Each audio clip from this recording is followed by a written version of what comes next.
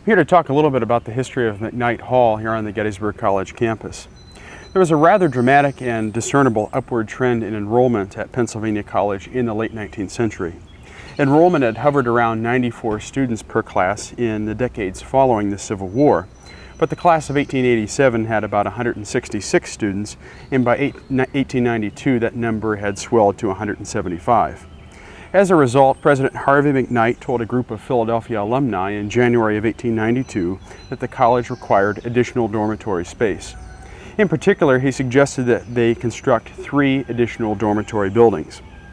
Economic times in the early 1890s were, of course, challenging, but nevertheless, heeding President McKnight's plea, the Board of Trustees appointed a committee to call attention to the physical needs of the college.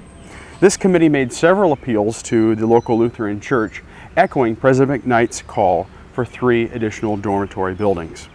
These plans were ultimately scaled down, and attention was focused on constructing 1 new dorm, to be called South Hall, and to be situated between the Brewitt Chapel and Pennsylvania Hall on North Washington Street. In June of 1897, the Board of Trustees appointed President McKnight and several prominent Gettysburgians to a building committee. They advertised for bids, and the next month entered into a contract with a local builder, Merville Stallsmith, in the amount of $14,782. Construction got underway quickly. By September, the walls were up, and when students returned to campus following the Christmas recess of 1897, the building was ready for its first occupants.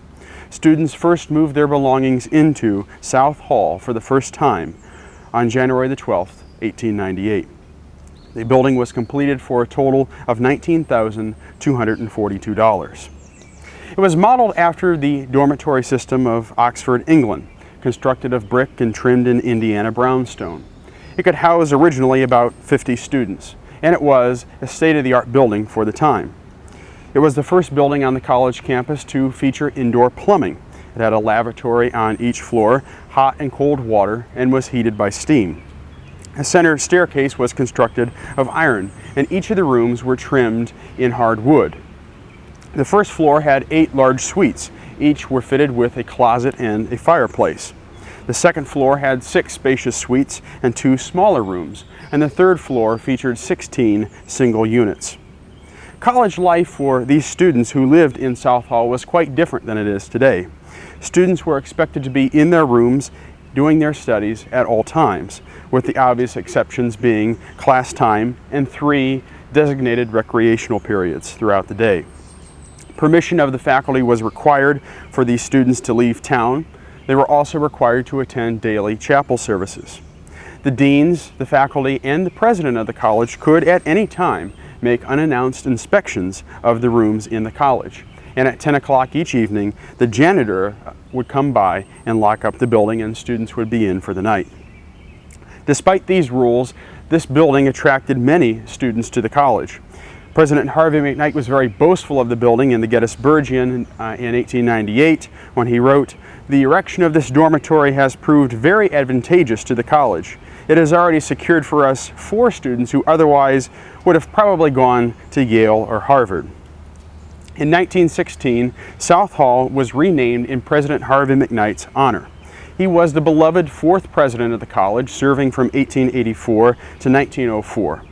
He was an alum himself of the college, class of 1865, had served 2 stints in the Civil War, and was a master fundraiser, not only securing the funds to construct this building, but securing the funds for Glatfelter Hall's construction as well. McKnight would continue to serve as a dorm into the 20th century. In 1938, during the occasion of the very final reunion of blue and gray veterans on the occasion of the 75th anniversary of the Battle of Gettysburg, McKnight Hall served as the headquarters for the national press covering that event. During World War II, it was dormitory space for the Army Air Force Reserves here in Gettysburg. It was after World War II that those plans for the 2 additional dormitory buildings first envisioned by Harvey McKnight were finally realized. And in 1959, McKnight Hall closed as a dormitory space.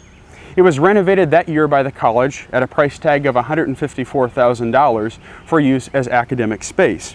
And in 1960, the foreign language departments moved in, and today these departments still call McKnight Hall home.